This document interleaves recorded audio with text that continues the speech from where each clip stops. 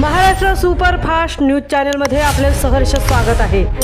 खास सत्याची थार लेखणीची महाराष्ट्रातील ताज्या आणि वेगवान बातम्या पाहण्यासाठी आपल्या हक्काचे चॅनल शेअर करा, लाईक करा आणि सबस्क्राईब करा।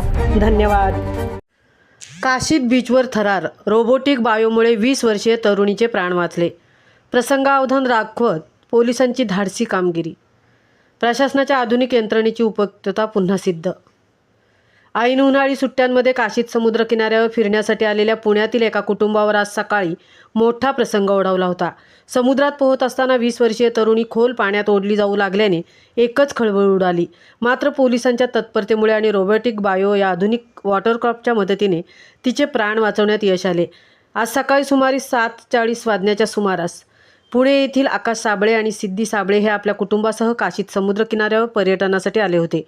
समुद्रात पोहत असताना पाण्याचा अंदाज न आल्याने सिद्धी साबळे वय वर्ष 20 ही तरुणी अचानक खोल पाण्याकडे ओढली जाऊ लागली। ती बुडत असल्याचे लक्षात येताच किनाऱ्यावर एकच गोंधळ उडाला। यावेळी कर्तव्यावर असलेले पोलीस शिपाई प्रवीण रोटकर बक्कल नंबर 1028 आणि पोलीस शिपाई जितेंद्र माने बक्कल नंबर 1531 यांनी क्षणाचाही विलंब न करता तात्काळ बचावकार्य सुरू केले। परिस्थितीचे गांभीर्य ओळखून त्यांनी जिल्हा आपत्ती व्यवस्थापन प्राधिकरणामार्फत उपलब्ध करून देण्यात आलेल्या रोबोटिक बायो या रिमोट ऑपरेटेड वॉटरक्राफ्टचा वापर करत समुद्रात धाव घेतली आणि सिद्धी साबळे हिला सुखरूप बाहेर काढले।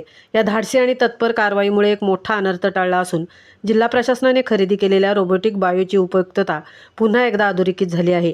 या यंत्रणेच्या मदतीने समुद्रातील बचावकार्य अधिक जलद आणि सुरक्षित होत असल्याचे पुन्हा स्पष्ट झाले।